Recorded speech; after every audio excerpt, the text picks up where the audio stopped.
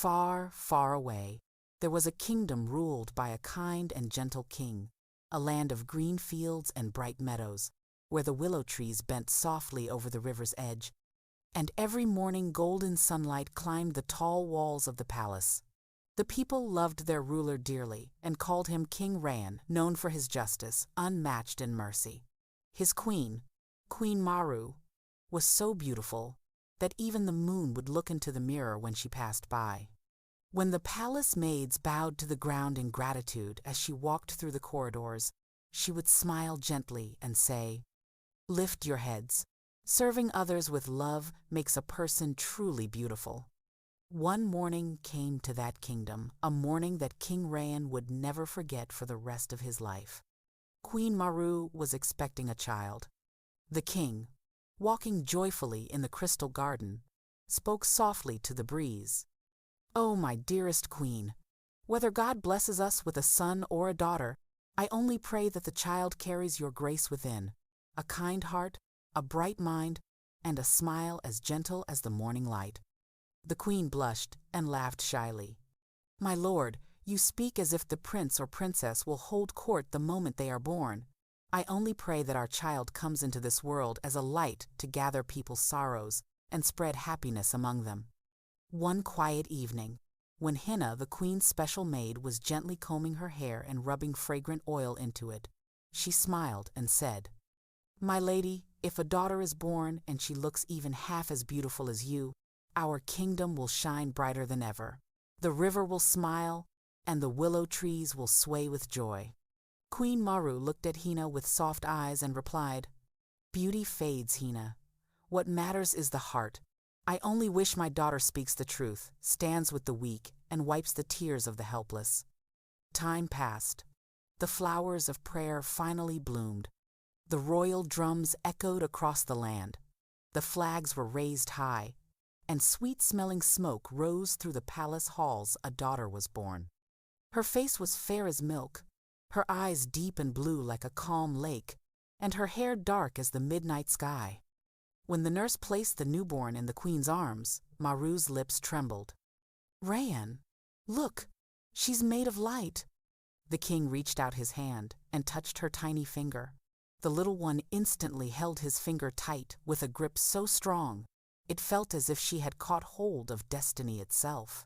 The king laughed, and tears filled his eyes. "We shall name her Neelam, our lake-eyed princess." Years passed. Princess Neelam grew up surrounded by laughter and prayers. She fed grains to little birds with her own hands, chased butterflies through the palace gardens, and flipped through the picture books in the royal library until the pictures started turning into stories of their own. But slowly, something strange began to happen. When Neelam turned 10, her height began to increase in such a way that the palace maids started looking at one another in surprise. She was only 10, yet she looked almost 20. Her hair fell to her shoulders, her fingers were long and slender, and even the sound of her footsteps felt as if tall trees were whispering to the wind. At first, the king and queen did not pay much attention. "It must be the healthy food, the clean air, that's why she's growing so fast," said the queen. The king laughed and replied, "When the heart is vast, the body grows tall as well." Neelam loved to play. Whenever she watched archery, her eyes sparkled with excitement. She would visit the royal stables and stroke the horses' necks gently. But most of all, she loved to run. She often gathered the servants' children in the garden and challenged them to races. Almost always, she won, and then she would laugh, hug everyone, and say, "Winning only feels good when everyone wins together." Time moved faster. Neelam's height kept rising, 12, 14, 16, until by the time she turned 20, she stood 8 feet tall. Neelam began to notice that the same servant children, the ones who once ran beside her, raising dust in play, now invited her less often. "You're too tall, princess. How can you play with us now?" The words were harmless, yet they stung her heart. Many nights, Neelam climbed to the highest roof of the palace. There, the sky seemed closer, and the stars appeared to rest within her eyes. But inside her heart, it felt as if a quiet rain was falling. One night, Queen Maru quietly came and sat beside her. "My daughter, why this silence?" she asked softly. Neelam tried to smile, but a tear slipped down her cheek before she could stop it. "Mother, why am I like this? When I play with others, they get frightened. Because of my height, I feel different from everyone." The queen gently placed her hand upon Neelam's head. "Being different is not a weakness, my child. Time has made you unique. You will give meaning to that uniqueness. Remember, it is your heart that will make you beloved, not your height." "But mother, I want friends." Neelam's voice cracked. "Friends do not just happen, dear one. We have to create them. Through kindness, through service, through sincerity melted in the fire of love. From tomorrow, go and live among the children of the city. Help them, ease their troubles. You will see the doors of hearts open slowly, but they do open." The next morning, Neelam stepped forward with a new purpose in her heart. Outside the city, there was an old, forgotten garden full of tall, wild trees where tiny berries and jungle guavas grew. Children often went there to play, but the trees were too high for them to reach the fruit. Neelam smiled and said to the children, "The upper branches are my responsibility. You all spread your robes below. I'll shake the branches and drop the fruit." At first, the children hesitated, but when the green berries began to fall like a soft rain, their faces lit up with joy. Laughter filled the air, hands clapped in excitement, and someone shouted playfully, "Princess Bamboo." That word reached Neelam's ears for the very first time, bamboo. Children often make names, sometimes sweet, sometimes teasing. Neelam kept her calm. "Bamboo stands straight, and it's strong too," she thought to herself. "It may not give much shade, but it reaches the sky. I don't mind this name at all." She smiled and asked gently, "What else do you need?" "Our kite is stuck in the tree," one of the boys cried, pointing up toward the sky.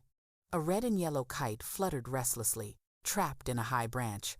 Neelam placed her hands on the trunk. The rough bark felt warm beneath her palms. One step, then another. The branches drew closer, and the sky seemed to come nearer too.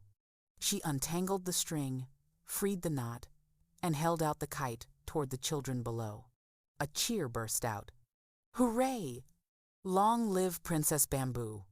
That day, for the first time, Neelam realized that the height she once disliked could actually help others. The next day, she went back to the same garden. Then the next. Sometimes a doll was stuck on a branch, sometimes a ball, sometimes a bird's fallen nest. Neelam quietly helped, placing everything back where it belonged. One day, a little girl named Tasha, bright-eyed and sweet as candy, came up to her. Her tiny fingers couldn't even reach Neelam's fingernail. "Princess Bamboo," she said shyly, "you're very kind. Will you be my friend?" Neelam's eyes filled with tears. She bent down and kissed Tasha's forehead. "Yes," she whispered, "I am your friend, and friends are never alone."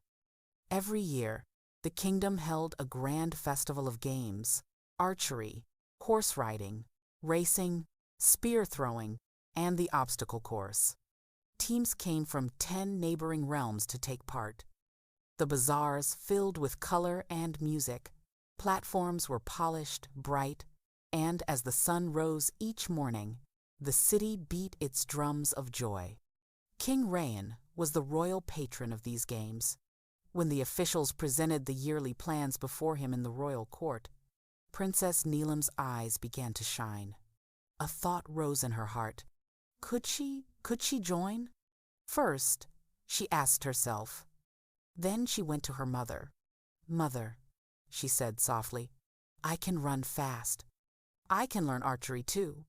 I want people to remember not my height, but my courage." Queen Maru looked at her for a long moment. Then she spoke with calm grace. "Yes, you may. But remember, in games, skill alone is not enough. The weight of your intentions is measured too. If even a shadow of pride enters your heart, your tallness will lose its light. Are you ready, Neelam? Yes, mother. Then speak to the king yourself. The key to his heart lies in your eyes. That night, Neelam stood outside the door of the royal study and knocked gently. Inside, a single lamp glowed. The scent of books and the steam of tea filled the warm, quiet air. The king looked up from his reading and smiled. Neelam, come in, my daughter, sit down. Father, her voice trembled slightly, though it stayed strong. I want to take part in the annual games. The king slowly placed his cup on the table. He looked at his daughter and said, You know that in these royal games, skilled princes from other kingdoms compete? These are not children's games, Neelam. Neelam nodded softly. I know, father. But every time, people only look at me because of my height. They see how tall I am, not who I am. I want them to remember my courage, not just my size. The king watched the light on her face and the truth in her eyes. After a long silence, he said, The field of games asks for more than strength. It asks for heart. Have you ever seen an archer closely? Neelam smiled. Yes, father. I used to stand quietly outside the training ground. When Master Martin taught the students about the angle of the arrow, I would trace that angle in the air with my finger, then practice it at home. I've also listened to the horse's steps, how the breath changes with each furlong. And running, that's a game the wind and I play together. A small smile touched the king's lips. You've searched the ground in silence, just like your mother once did. Then he thought for a while and said, Tomorrow morning I'll bring this matter before the court. If the ministers agree, and since the queen already supports you, you may get permission. Neelam's eyes sparkled with tears of joy. Thank you, father. She bent down to kiss his hand, and the king placed his palm gently on her head. Remember, my daughter, you are Neelam. All your other qualities should serve you, not rule you. The next morning, when the city was still resting between sleep and wakefulness, Princess Neelam quietly walked to the training ground. Master Martin was already there, one of those rare souls who wake before the sun, just to make space in the arms of the day. Neelam bowed respectfully. Master, she said softly, please teach me archery. Martin looked at her height, then searched the depth of her eyes. People say I am too tall. I want them to speak of my aim, instead to say, she struck true. She ran fast. She rode like the wind. Let my height come last, or not at all. Martin smiled gently and handed her a bow and said, Fix your eyes on the center and release the arrow from your heart, not your hand. The first arrow sliced the air, landing near the target's ring. I can do better, master. Of course, Martin said, smiling. Neelam came every day. She filled her breath deep into her belly, set the target inside her eyes, and softened her fingers with jasmine oil where the bowstring rubbed. In the evenings, she visited the royal stables. She placed her hands near the horse's warm breath. One day, the stable keeper Edric said with a laugh, Princess, you sit on a horse like a shadow sits on light. Maybe that's why the horse speaks to you. Neelam smiled. I match my breath to his steps, Edric. Then it feels like I'm not running, the wind is. The faster Neelam learned, the more she served. Outside the market lived an old woman, Mahi Jan, who filled buckets of water every day to sell. One morning, her foot slipped. The bucket fell. The water vanished into dust. Neelam stepped forward, lifted the bucket, placed it on her shoulder, and filled it again from the well. Mahi Amma, she said, smiling. Today I am your student. The old woman laughed and blessed her. May God keep you high, but your heart humble. That is your true beauty, Princess Bamboo. Neelam's face softened with peace. That afternoon, the royal court gathered. Ministers, generals, poets, and noble guests filled the hall. King Rayan began the session. Princess Neelam has expressed her wish to compete in the annual royal games. What say you all? Some ministers immediately objected. Your Majesty, these games are harsh. The princes of other states are trained warriors. She is a princess, it may disturb discipline. And if, God forbid, she gets hurt? The king listened in silence. Master Martin was summoned to the court. He entered in simple clothes, but with calm, deep eyes. Your Majesty, he said. The princess's gaze rests on the target, like a prayer rests upon the lips. The king nodded thoughtfully. Then it is decided. In the next 3 days, Princess Neelam will face her training trials. If she meets the mark in all, she will represent our kingdom. Neelam bowed. Your Majesty, I will not promise victory, but I do promise I will never bring you shame. The king smiled warmly. Shame belongs to weak hearts. The women of our house do not know that word. Go take your mother's blessing and your master's command. Time flows like water, it never waits. The next morning, mist floated over the field. Dewdrops hung like pearls on the wooden rails, and the air carried the chill of a moonlit sheet. Master Martin stood by the target, 20 steps away. Breathe in, hold, release. Keep your eyes on the stillness inside the circle. Neelam raised her bow. The string brushed her fingers. She paused for one heartbeat and released. The arrow touched the inner ring. Martin's lips moved slightly. Good, but remember, it is not your height that guides the arrow. It is your calm. Neelam nodded. The second arrow was better. The third closer to the center. The fourth? Martin raised his hand. Enough. Beyond the paper lies another target yourself. Don't exhaust it. Now, the horse. In the stable, Edric had prepared a horse named Shaheen, white as snow, with eyes full of light. Neelam stroked his neck. The horse seemed to smile. Are we ready? She whispered. Shaheen started with a trot, then broke into a full gallop. Neelam kept her back straight, her breath moving with the rhythm of his hooves. At the edge of the field stood a wooden bridge. Most riders slowed there. Neelam did not. Shaheen neighed, leaped and landed smooth. Her balance did not break. From afar, Martin clapped once. Well done! That evening, the court gathered again. The king sat on his throne. Martin stepped forward. Your Majesty, Princess Neelam has passed all 3 tests: archery, horsemanship, and running. King Rayan declared, Princess Neelam, known among the people as Princess Bamboo, will represent our kingdom in this year's royal games, in archery, horse riding, and the royal race. That night, Queen Maru oiling her daughter's hair. Tomorrow, the whole city will be watching you, she said softly. Neelam smiled faintly.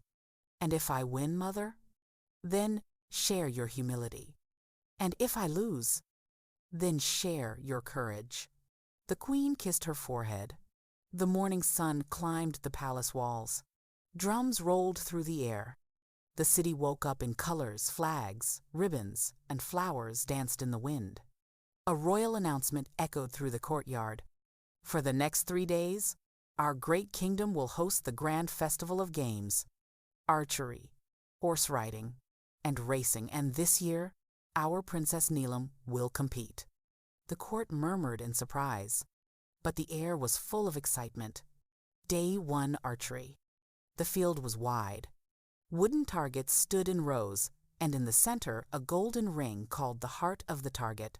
10 princes stood ready, each beneath the banner of his kingdom. Among them was Prince Armin, proud, confident, wearing a black embroidered coat. When he saw Neelam, he smiled mockingly. Is this a competition or a museum display? Neelam lowered her eyes gently. The arrow that leaves in truth, she said, does not hear laughter. The drumbeat sounded. First shot. Prince Armin raised his bow. His arrow struck close to the center. People clapped and cheered. One by one, the other princes took their turns, each hitting near the mark. Then it was Neelam's turn. She lifted her bow, closed her eyes. In her heart, she heard her mother's prayer and Master Martin's voice. Release the arrow from your heart, not your hand. Breathe in, hold, release. The arrow flew straight into the center. For one moment, the entire field went silent. Then cheers, drums, shouts. Princess Bamboo! Princess Bamboo! Long live! Prince Armin's smile froze. He shot again, but his hand trembled. Neelam released a second arrow center again. A third the same. Tears filled King Rayan's eyes.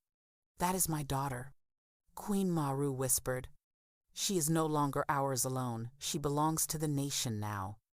When the results were read aloud, the royal scribe announced, First place in archery, Princess Neelam, known as Princess Bamboo.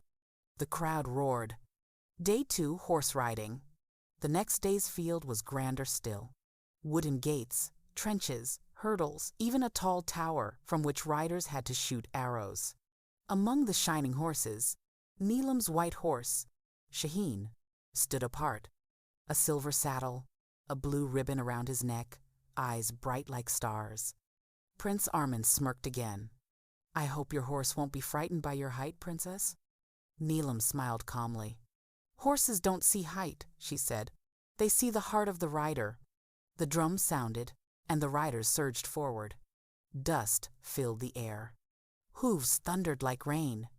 Neelam and Shaheen moved as one, leaping over barriers as if the earth itself bent to help them. At the trench, where others slowed, Neelam whispered, Come on, my friend, this is our test. Shaheen gathered strength and soared across the gap. Gasps filled the air. On top of the tower, Neelam drew her bow, released and struck the target dead center. The king rose from his seat. When the times were measured, Neelam stood first again. Day 3, the race. The final day. Every prince, every soldier, every citizen gathered to watch. The racetrack stretched for more than a mile. Princess Bamboo stood calm, her face peaceful, her heart steady. The drums thundered. The runners flew forward. Dust rose. Feet pounded the earth. The people shouted in rhythm. Prince Armin took the lead. He pushed past the others, determined to win. Neelam did not rush. She only changed her breath, the same breath she had learned from her horse. First turn, they were together. Second turn, her stride grew longer. Third turn, Armin's steps slowed. But Neelam's remained steady, calm, even, strong. When the finish line came into view, she whispered to herself, Don't stop now. This race is not mine, it's everyone's. She gathered her last strength, and then, as if the wind itself lifted her, she crossed the line first. The drums exploded. Princess Bamboo has won all 3 contests. The crowd shouted her name. Children ran to her side. King Rayan stepped down from his throne and embraced his daughter. Queen Maru smiled through tears. Now no one will remember your height, my child. They will remember your courage. Prince Armin walked forward, ashamed. I mocked you, princess, but today you have humbled us all. You truly are a tall spirit. Neelam smiled gently. True height begins from the ground, prince. No one can rise until they learn to bow. There was celebration in the kingdom. Every street, every doorway was glowing with lamps. People were showering flowers. In the markets, singers beat their drums and sang. Princess Bamboo has won. The Queen of Hearts is born. But inside Neelam's room, there was silence. She stood before the mirror, gently touching the blue fabric of her dress. There was a smile on her face, but a question in her eyes. I have won, but was this my true purpose? The door opened. King Rayan entered. My daughter, he said softly, today you have raised not just your father's honor, but the honor of the whole kingdom. Neelam bowed and replied, "Father, I only tried. The victory came from your blessings." The king laughed.